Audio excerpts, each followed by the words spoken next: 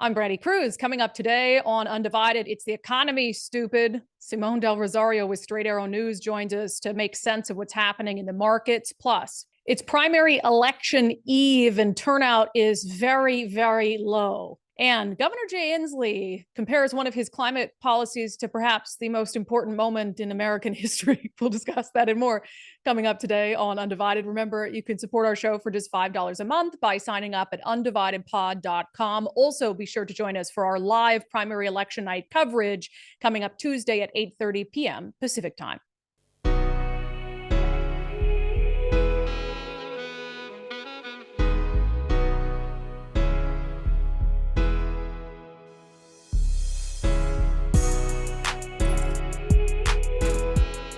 Hello and welcome to Undivided. I'm Brandi Kruse. Thank you for being here. Thank you so much for your commitment to giving common sense a comeback. We're coming to you a little late today, not live either. It's funny because we had a big tech issue today, which I'll describe momentarily, but we ended Sundays with subscribers yesterday by previewing election week.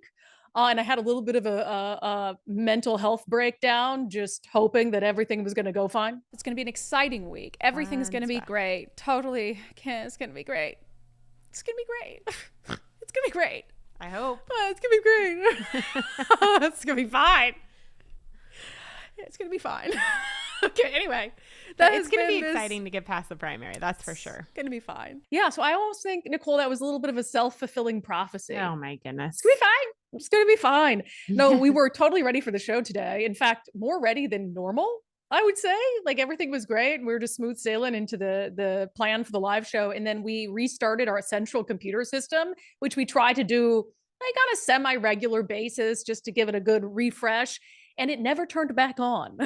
We shut it down to restart it, and it never turned back on. And at the time of this taping, still has not turned back on. So Daryl's on his way in from Bellingham, of course, to get it up and running before primary election day tomorrow. So we don't anticipate any issues. And I know he'll work diligently to fix it, but it's a central computer system that controls like all of our cameras. So you won't see Nicole at all today, controls all our microphones, all our elements, all that sort of stuff. So the blue screen of death. We got a blue screen of death. That's what we got. That's all right. As long as we don't get a blue wave of death tomorrow, I'm totally fine with a blue screen of death. So let's hope that we've got it all out of our system today. But we do have a little redundancy.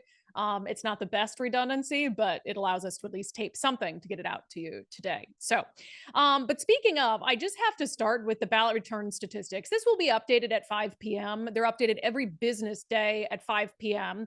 So, over the weekend, there hasn't been any update. So I anticipate a sizable boost, but going into the weekend, ballot return statistics, 15.82%.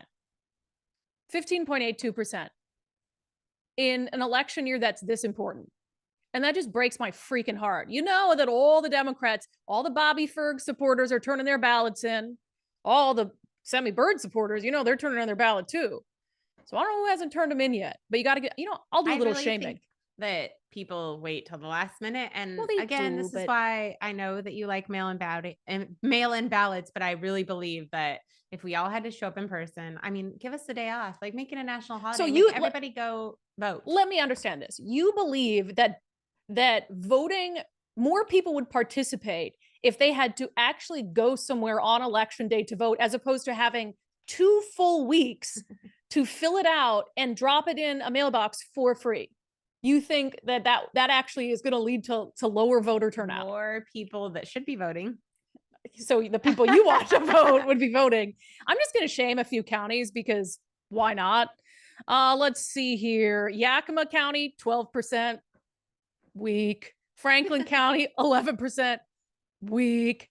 Grant, Pierce, you get Adam, weak, terrible. And basically anyone under the age of 45, you say they break it down to age categories. I'm highly disappointed in you. Although I think under 45, there's probably like a greater percentage as you get younger of Democrats than there are Republicans. Yeah, because you learn to vote correctly. Because you grow up a little bit, right?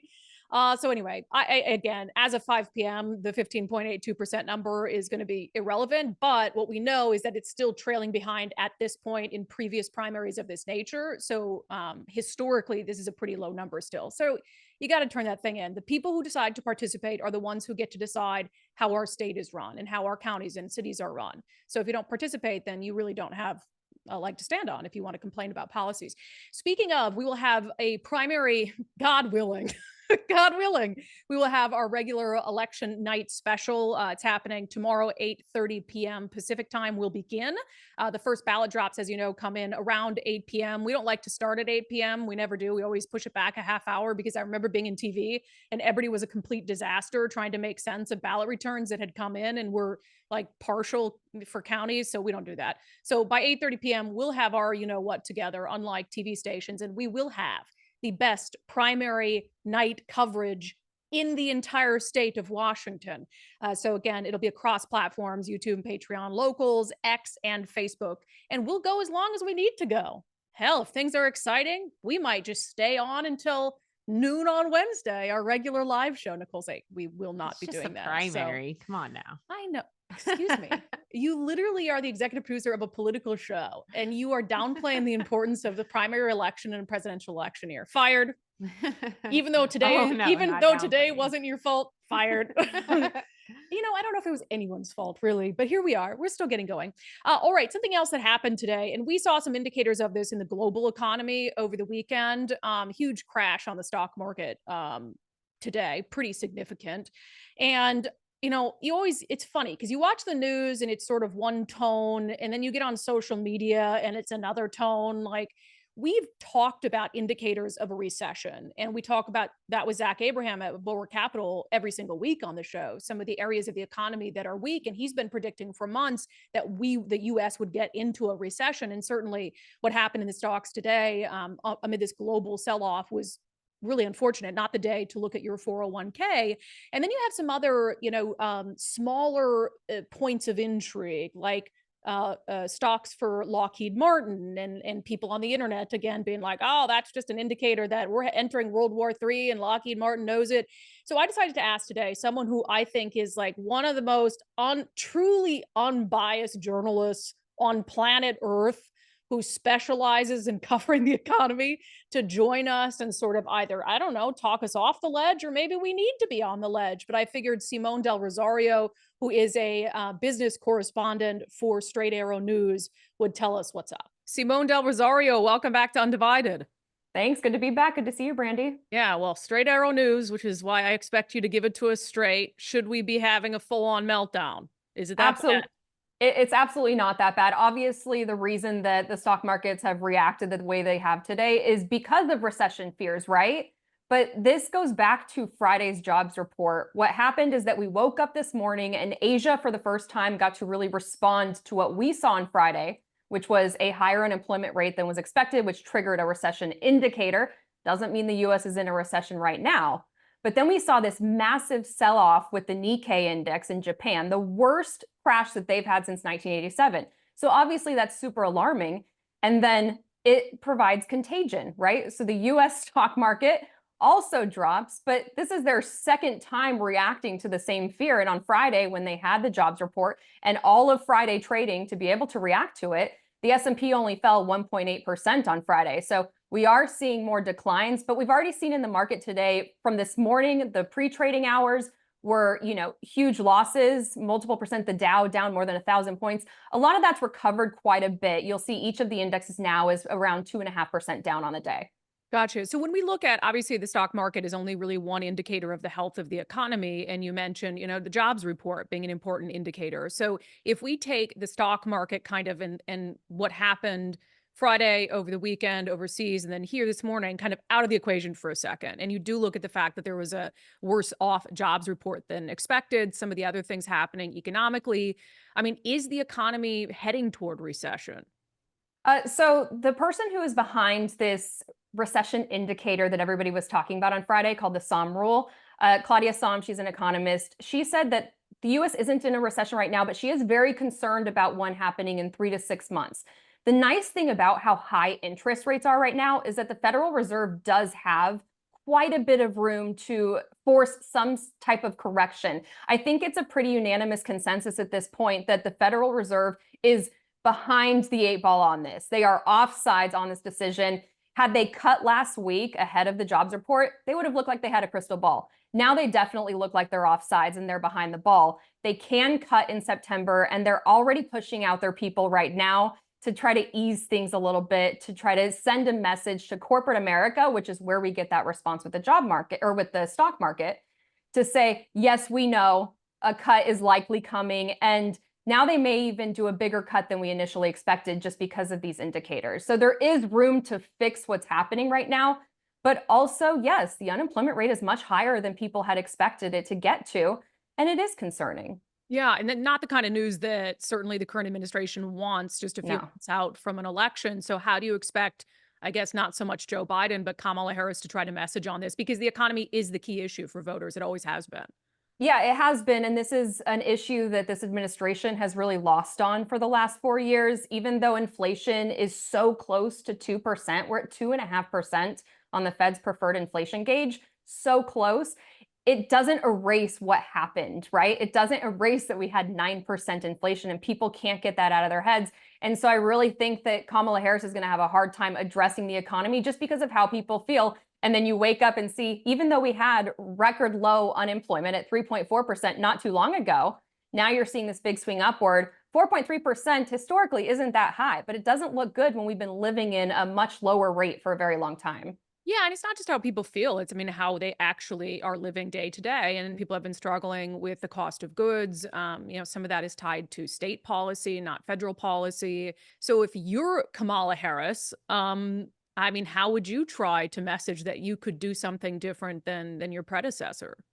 Yeah, it's really hard. I mean, to your point, people are feeling this way because they're the ones going to the store and experiencing that their paycheck doesn't stretch far enough. It's hard for me as someone who covers the economy to tell people prices going down would be a horrible thing for the economy at this point. That would trigger a recession. It's horrible to say, but it's true. You need inflation. You need prices to continue to go up. Otherwise, companies really pull back. The first thing to go are people's jobs. And that's really going to hurt people. But it doesn't change the fact that especially lower income people are the ones struggling the most because they spend so much more of their income, even more than they earn, to be able to make ends meet. So regardless of how these indicators kind of normalize out, that's just not going to change. I don't have to advise Kamala Harris. I just have to say what's right and what's wrong with the economy. So I'll step back from giving her any advice on this one. When it comes to the unemployment rate, I think this is really a job for the Federal Reserve at this point. This is part of their dual mandate. They are in charge of price stability and they're in charge of maximum employment. And they've been trying to get prices down, and now it's costing maximum employment. So they need to have a correction. Yeah. So can I ask you about one other stock related thing? So the internet's Yeah. a flutter, especially conservative internet folks, about Lockheed Martin stocks, thinking that they're doing well. It's an indicator like World War III is upon us. Mhm. What's going on there? I'd like to, hope that there's no recession right now and there's no World War III right now, right? Defense stocks are going to do well when there's a lot of geopolitical tension in the world. And right now we're dealing with two major conflicts, which is Ukraine and Gaza. So Lockheed Martin, just like a lot of other defense stocks, are going to do well in that kind of environment. And in addition, a lot of analysts are loving Lockheed Martin right now, and they just got upgraded in their, they upgrade, say, what's a hold, what's a buy. They're like, buy this stock right now. And that's partly because they just started these redeliveries on the F-35. We have a show at Straight Arrow News called Weapons and Warfare, and our military correspondent, Ryan Robertson, actually just did last week's show from the F-35 final assembly line for Lockheed Martin. So if people wanted to go check that out at san.com. I mean, it's a full show from there that will explain a lot more about what's happening with the F-35 supply chain, but that's a big part of it. And, anytime there's geopolitical tension, defense stocks are doing well. On top of that, these AI stocks, these tech stocks aren't doing well currently. We've seen NVIDIA drop, 20% in the last month or so. So, and Apple, Berkshire Hathaway just sold half of its stake. Tech stocks not doing well. People are wondering where they put their money. They're going to go put it in defense. Yeah. And so it's like, well, we can't say there's no World War III. I mean, as you said, it is a direct reflection of the fact that we are engaged as a, across the world in a lot of conflicts right now. So Yeah. there's a nexus there. Now, whether it means World War III, let's obviously hope not. All right, Simone Del Rosario, business correspondent for Straight Arrow News. How can people follow you?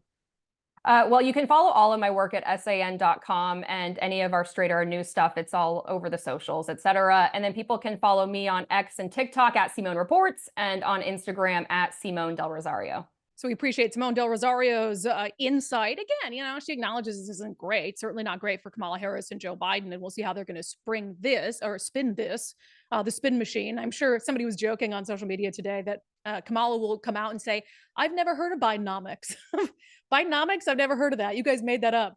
The media made up Bidenomics. That's going to be exactly what it is. So anyway, yeah, don't look at your 401k today, but hopefully Simone had some good insight for you there. But speaking of, I was like, we got to move up our Bulwark Capital ad read today because, man, is there a better day than to talk about the necessity of managing your risk? Especially in the election year, global unrest, everything that's going on. You only get one retirement. You do not want to expose it to needless risk. That is what Zach Abraham and his team at Bulwark Capital specialize in. They're always looking for opportunities to lower your risk, lower your cost, give you as much upside as possible. You can learn about Bulwark strategies with their free common sense investing guide. You can get yours by calling 866-779-RISK or go to knowyourriskradio.com. That's knowyourriskradio.com. While you're there, you can also find out how to listen to Zach's radio show where he talks about all of this stuff all the time. So when you have a day on the stock market like today, you can approach it with the knowledge that's necessary to understand it. Investment advisory services offered through Trek Financial LLC, and SEC registered investment advisor. Investments involve risk and are not guaranteed. Past performance does not guarantee future results. Trek 24244. Go to knowyourriskradio.com. All right, on Sundays with Subscribers this week, we talked to farmers in our state who are not happy. And I do not blame them. About a year ago, we were talking about the negative impacts of the Climate Commitment Act, certainly at the gas pump, at the grocery store, and some of the things that are really harming the middle class that Governor Inslee, frankly, was not honest about. That's not an opinion at this point. He just was not honest in telling Washingtonians that, hey, there are going to be costs associated with this, with these carbon auctions that are going to be passed along to you. He's still not being completely honest about it. So there's the dishonesty aspect. And then there are a lot of broken promises. There are sectors of our economy that were promised that they would be exempt from the financial impacts of the Climate Commitment Act. Yet here we are a year and a half into this thing, and those exemptions have not come to fruition.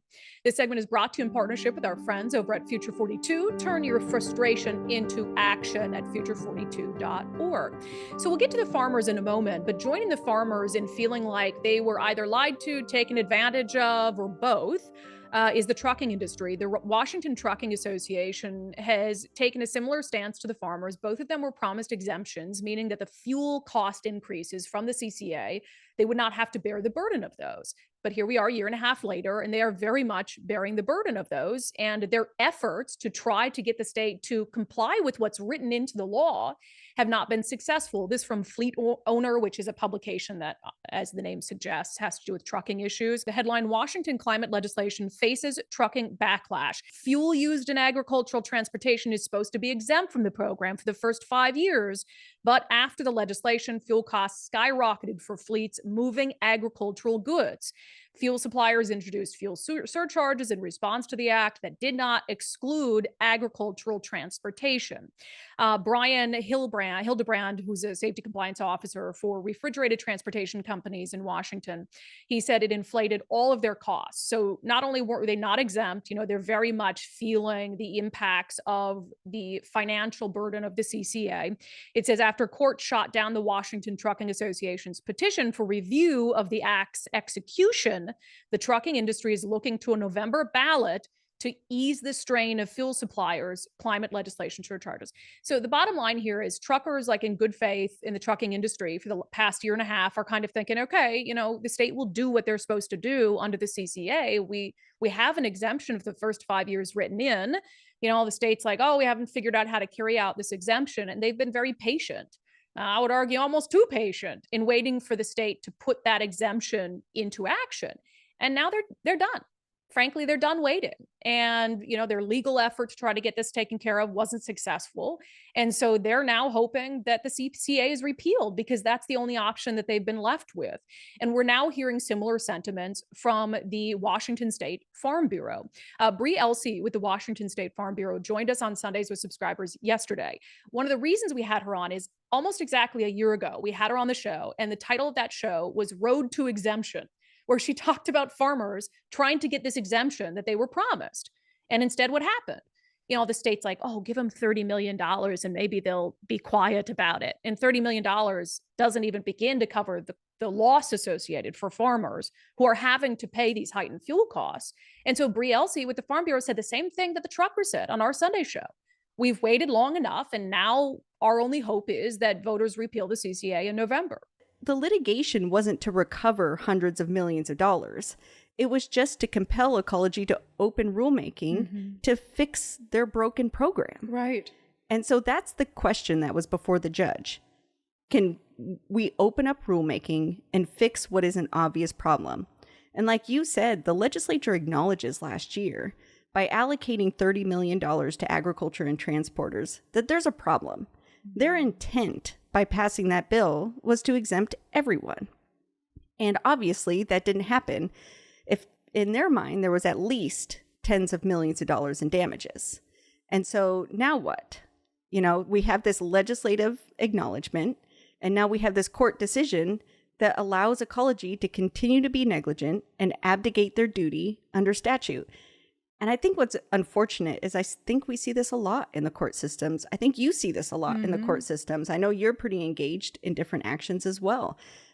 Why is our court system an apologist for the agencies? Yeah. When you see Nigerian fraud and all of these things happening, yet everybody is remarkably unscathed. Yeah. Everybody has their jobs and nothing changes.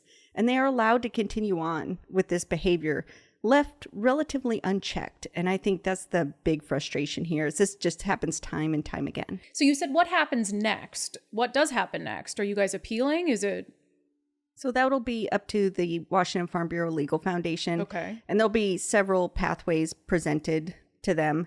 And there are appeal abilities. There's 30 days to decide whether or not an appeal is appropriate. And you could appeal directly to the Supreme Court. You could appeal to the Court of Appeals. But we know we have this outlier situation right now. We have this ballot, or this initiative on the ballot. And so what do you do in light of something that's polling really well, but as we know in politics, can also change on a dime? Yep. So is this program even going to exist after November? It's hard to know.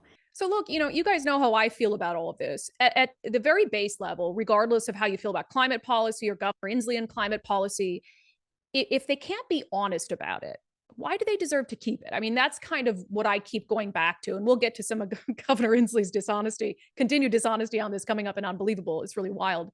Some of the things that he's been saying about what will happen, like the sky will fall if we vote to repeal the CCA. But look, if Governor Inslee had owned the policy, said this will impact people, sorry about that, but I think it's the right policy. I'm not sure we're in this environment where you have farmers and truckers and a bunch of people revolting against the CCA. In the case of farmers and truckers, they just feel misled. They feel lied to. They don't feel like they were promised something. They were promised something. They were in the law promised an exemption, but a year and a half later, that exemption is nowhere to be found. They have every right in the world to be upset. I'm shocked that their legal efforts haven't been successful because, again, the law spells it out in black and white that they should get something that they're not getting. And so now they're throwing their hands up and they're just hoping that voters repeal the CCA with 2117 because a year and a half has gone by and they have no faith that if given more time, the state will do what it has promised to do. That segment is brought to you in partnership with our friends over at Future 42. Turn your frustration into action at future42.org. All right, if you are in the market to sell your home, I mean, one thing that might come out of this whole stock market plunge is that the Fed feels like it has to absolutely drop interest rates. So if you're a home seller, that might be a good, time for you to list your home on the market, knowing that you might have more buyers who are coming in if their interest rate comes down. But still, our friend Wes Jones with sellwithwes.com says, since there is such a limited supply of homes on the market right now, if you're thinking about selling your home in the near future, doing it when there's a limited supply is to your advantage. King County, median $1 million. Homes are still selling very, very quickly. If you want to do something this year, give me a call. I'd love to start the process now.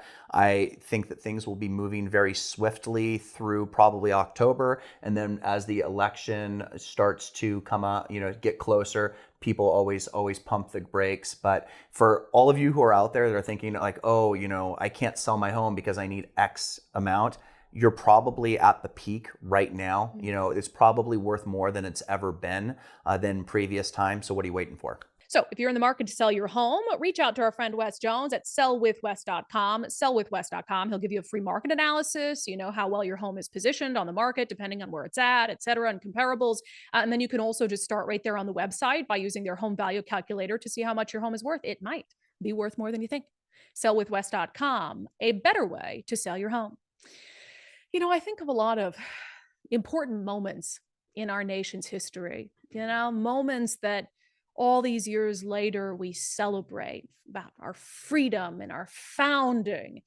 And 100 years from now, when we look back at the greatest moments for our country, we will remember Governor Jay Inslee and the rebates that he gave electric car buyers.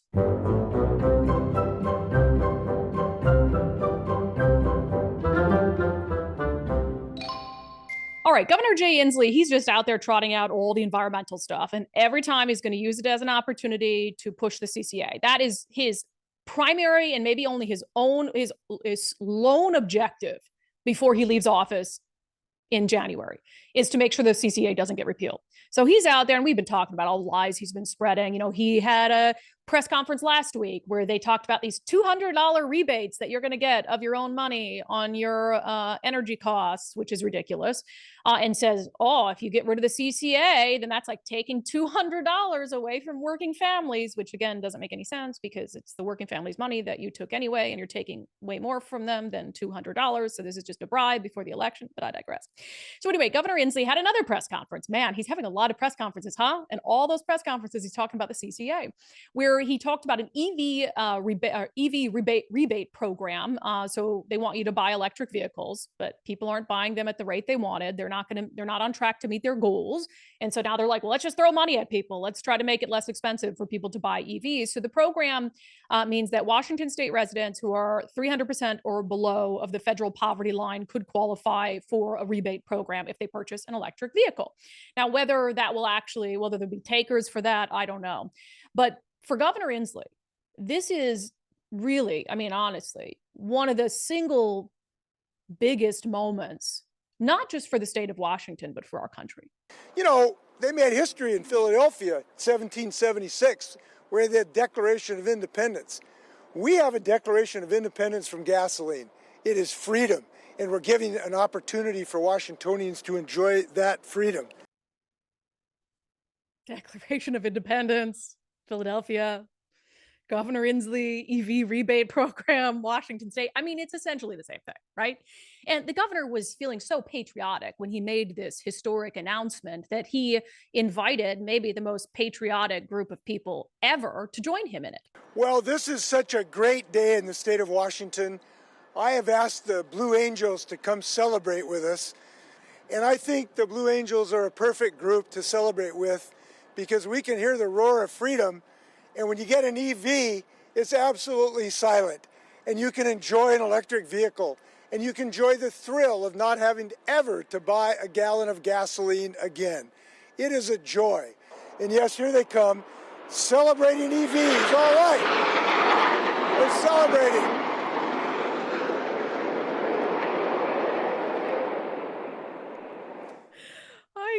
What do you say to that? What do you say to that? I think that if the Blue Angels had heard the governor saying that, they would have fallen out of the sky in embarrassment. 100%. Oh my God. And of course, he couldn't, wrap up this press conference. He thanked, country, historic moment, the Blue Angels. Wow. And of course, he's got to bring it on home to the CCA. And that is supported by the Climate Commitment Act. So the Climate Commitment Act is something that allows us to build new EVs. I'm going to halt for a second for the sound of freedom. do I need to point out how hilarious it is that he's at this EV press conference, right? Talking about, oh, we're going to save the climate and all this stuff, EVs, while he's celebrating jet fuel being pumped into the atmosphere. I've always had this deep-seated fear, and I think it's talked about, semi-regularly, that the governor would try to ban the Blue Angels because they're dumping all this jet fuel. I mean, you see them and it's like all these, it does smell. We were out there. Entertainment purposes. Oh, too. for entertainment purposes. I mean, I don't support banning the Blue Angels. It is like freedom. But I just think it's hilarious that here he is at this environmental press conference, like, oh, we don't want freedom from gasoline, he says. Don't want those fumes pumped into our environment, while literally jet fuel fumes are like raining down on the press conference. And he's like, this is the most wonderful thing ever. Oh, our governor. He gives me some good laughs. I mean, he's deeply dishonest and he's not the brightest bulb, but I get some good laughs out of him for sure.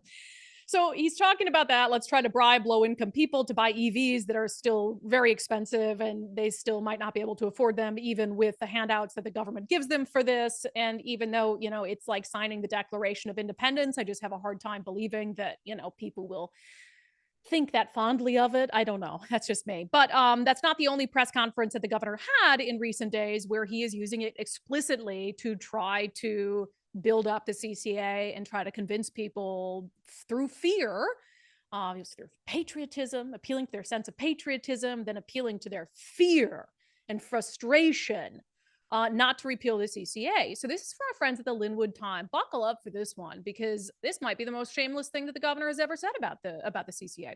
So we have this whole situation going on with the ferry system. The ferry system is a disaster. We've covered that on the show before. People are waiting hours and hours for ferries, even when they book one ahead of time. It's an utter disaster. Now, why is it a disaster? There's a couple things that are contributing to that. Certainly ferry workers who were fired because they didn't get a vaccine definitely contributed to the staffing issues that we have. But there is this big push to electrify the ferries. And it is just taking much longer than it would have taken to put some good old-fashioned diesel ferries out there on the water. But of course, the governor has his reputation as the climate governor he has to preserve. So the Linwood Times explained a little bit of the background here before I get to this quote from the governor. As the state's top government agency, greenhouse gas contributor, 19 million gallons of diesel annually, WSF launched an audacious goal to be emission-free by 2050. To achieve this, the agency must convert 6 existing vessels to hybrid electric power, build 16 new hybrid electric vessels, and add shore charging to 16 terminals with an estimated cost of $3.98 billion. So what's important about this is self-imposed. This is one of those goals that really isn't built on anything. I mean, they miss their climate goals all the time. They're like, I don't know, 2050.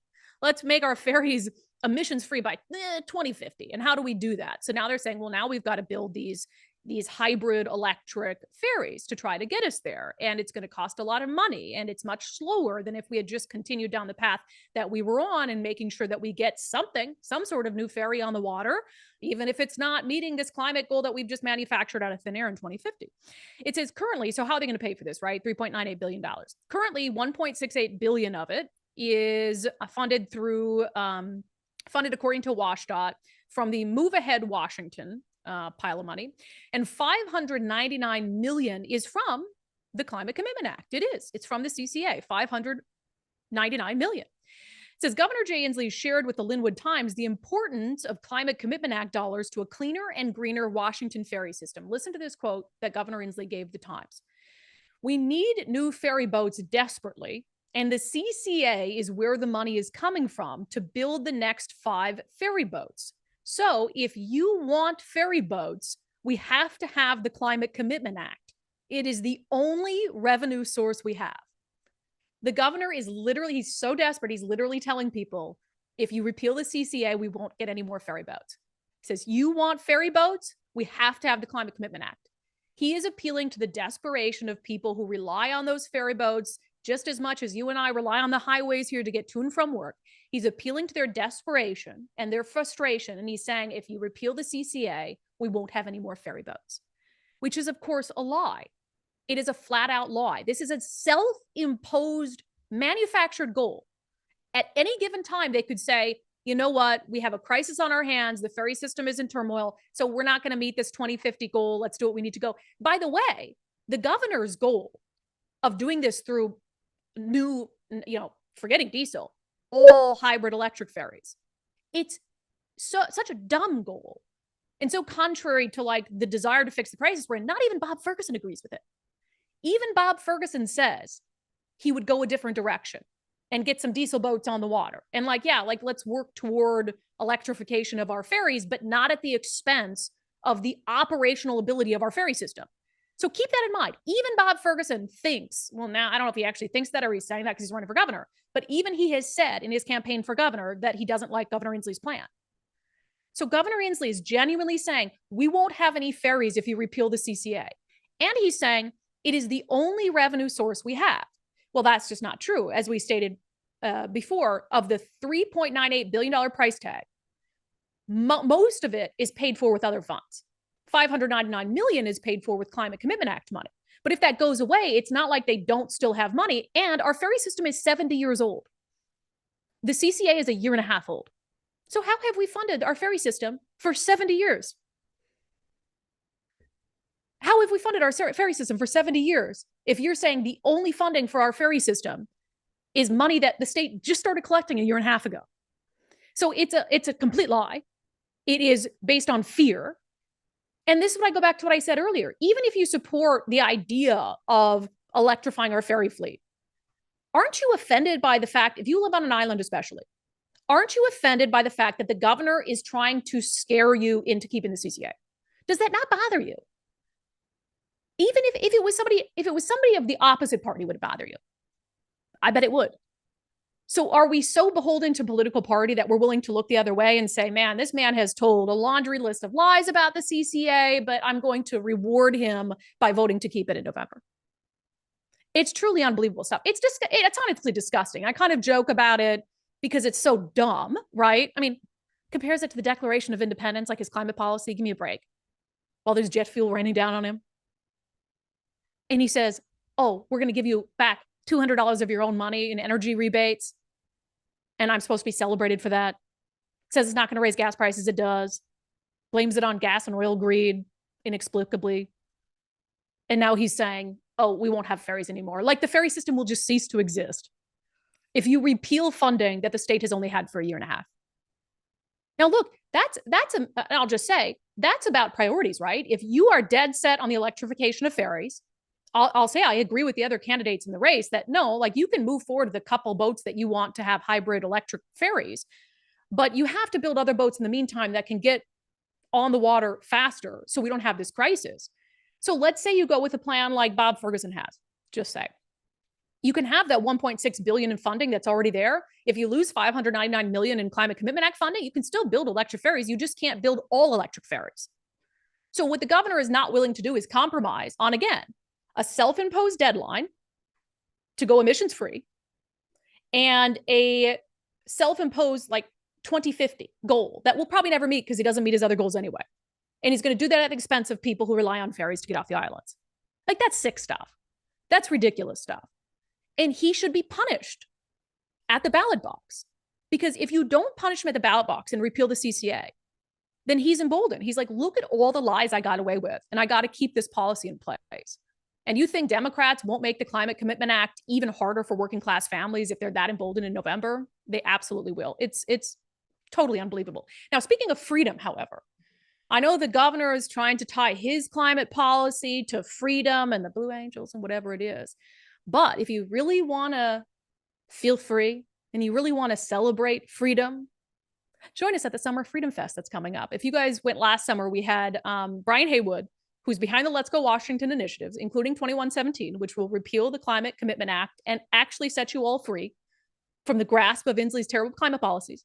He had it was put together in 2.5 weeks last summer, right, Nicole? I think it was thrown together last minute.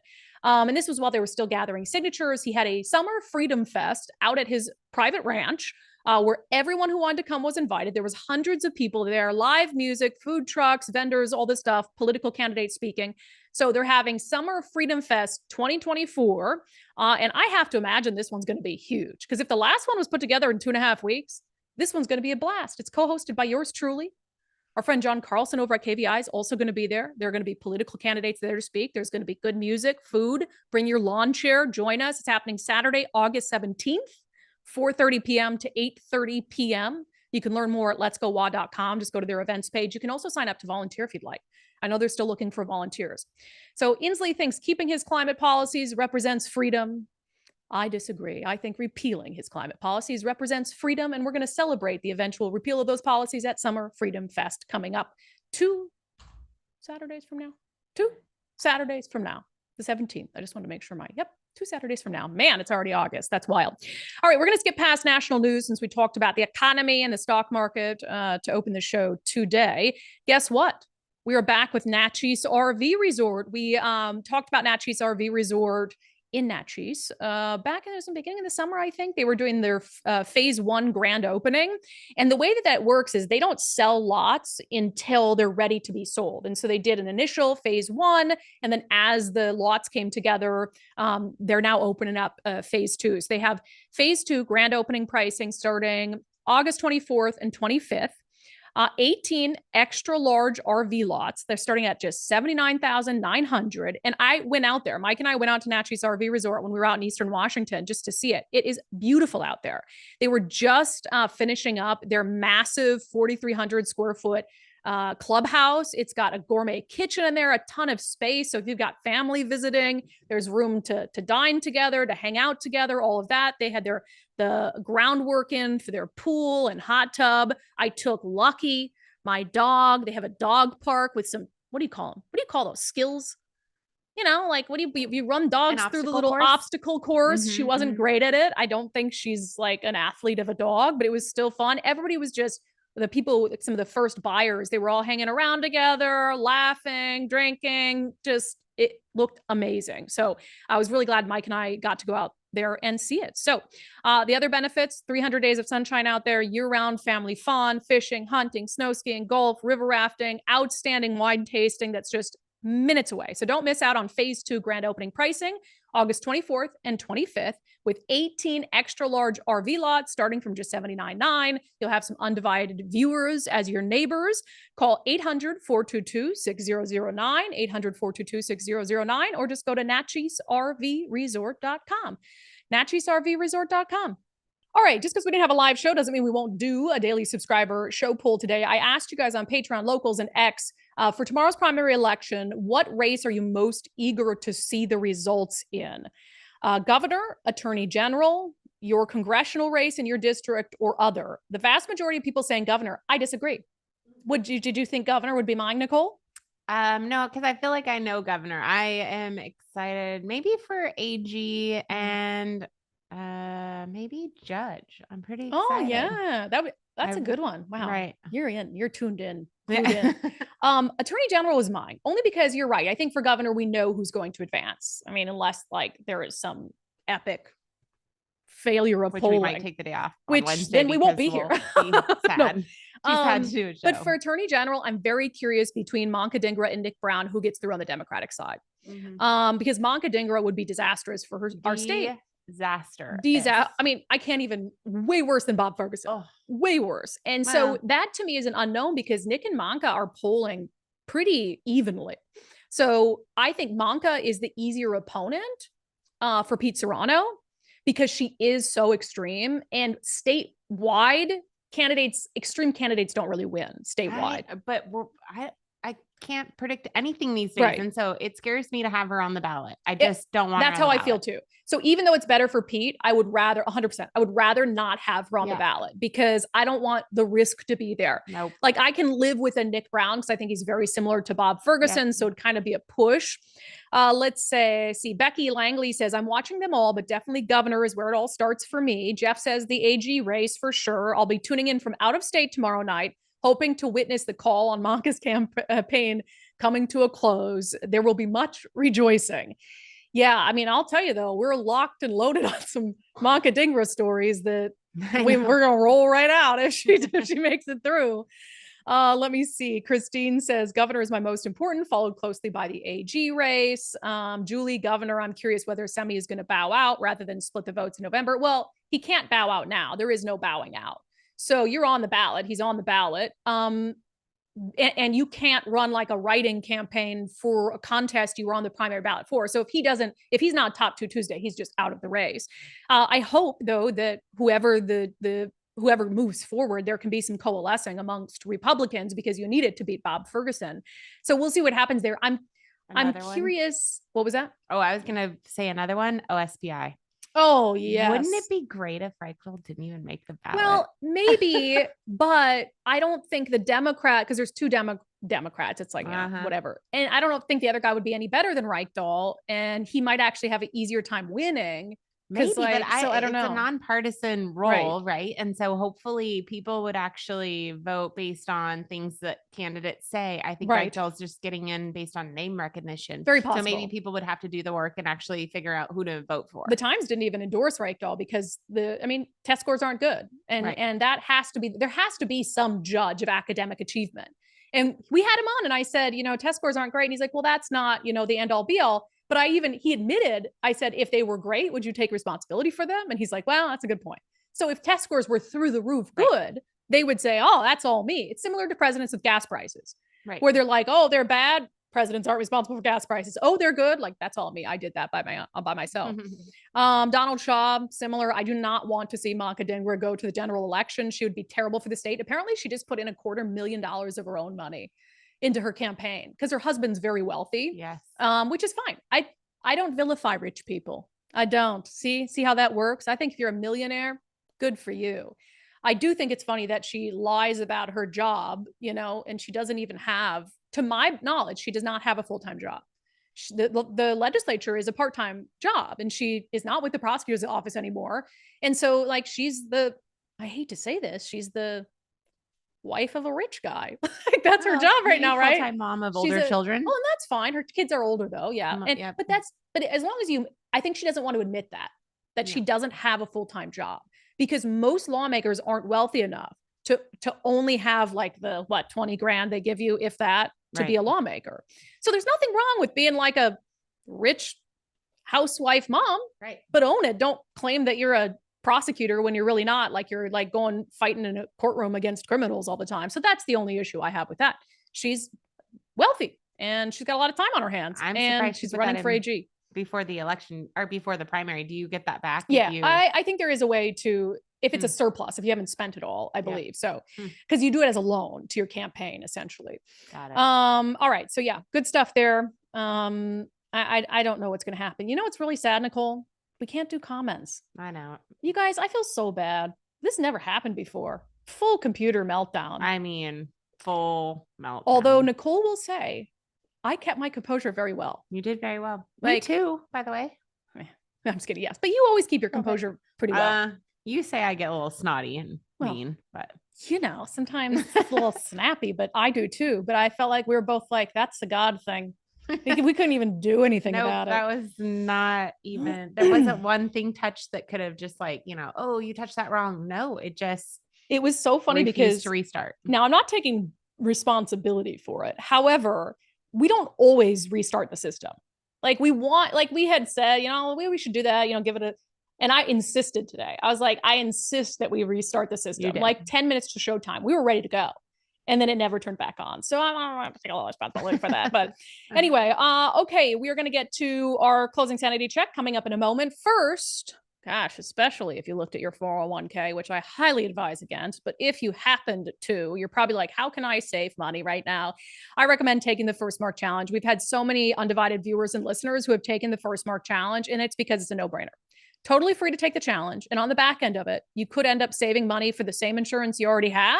Or you could get a better rate for the same insurance you already have, or they might turn you away and say you actually have really good insurance. And then you have the peace of mind knowing that you selected the correct insurance for your family and have the coverage you need in case something happens. Netta told us that she had finally got around to contacting First Mark about her insurance. And she said she's so glad she did when she did, because she has, I don't know if she has a Kia or a Hyundai, because she listed both of them, but she has one of those two cars that get stolen a lot. And she says that she was about to just not renew her current policy on that. But thankfully, First Mark reached back out to her to do the First Mark Challenge. And they said, do not cancel that policy, because those cars are nearly impossible to find insurance on right now. So she's like, thank God Which made me laugh during Inslee's press conference. He said, thanks to Kia and Hyundai for creating these cars that we can now give rebates for, but you can't get them insured. Yeah, that's really true. Good luck getting those insured. She said, I'm so glad FirstMark contacted me quickly so I could pay the current premium to keep my current coverage. Appreciated the chit chat and casualness answering my questions. And that's the thing about FirstMark is they're always going to do the best thing for you. So somebody trying to sell you something you don't need would have been like, yeah, like, let's see if we can get you insurance on that Kia. Don't worry about paying the premium with some other company.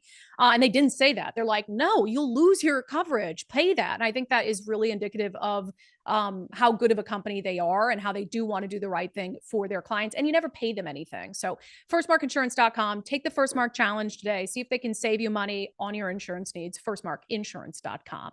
With that, getting through today's show, I'm glad we're doing a show, even if it must be taped through a totally different system and be a complete pain in the ass. It is Election Day Eve, and we're not going to leave you hanging.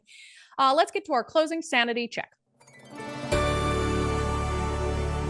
Now, I don't know about you. Biden, I think, has been one of the best presidents in American history.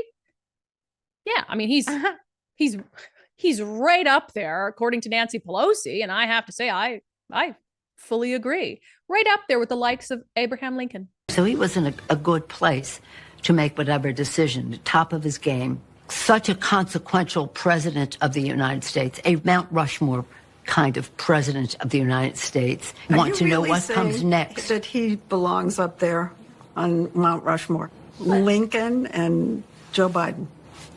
But you got Teddy Roosevelt up there, and he's wonderful. I don't say take him down, but you can add Biden. There you have it. A one-term president who had to drop out of his race for re-election, carved into stone, according to Nancy Pelosi. That has been your sanity check for today. That has been today's episode of Undivided. Remember, we are having a regular show tomorrow, but we will also have live election night coverage starting at 8:30 p.m. Pacific time. You can join us for all the latest election results in the race for governor on down. And so we'll have that. We'll be on for about as long as we need to be on. Expect about an hour or so. God Nicole, willing. God willing. God willing. Hashtag please, Jesus. Daryl, hurry. No, it'll be great. Daryl's coming on down to get things fixed today, so I think it'll be good. So we'll see you tomorrow, a double dose tomorrow, so maybe that'll make up for today. But we appreciate your support of the show, particularly during the election season. It helps us stay on the air. Does it? Does it help us stay on the air? It does. We're very grateful to be able to do this job full time and to be able to give you coverage of elections that you're not going to see or hear anywhere else. So if you'd like to sign up to support the show for $5 a month, you can do that at undividedpod.com, undividedpod.com. See you back here on the live show tomorrow at noon.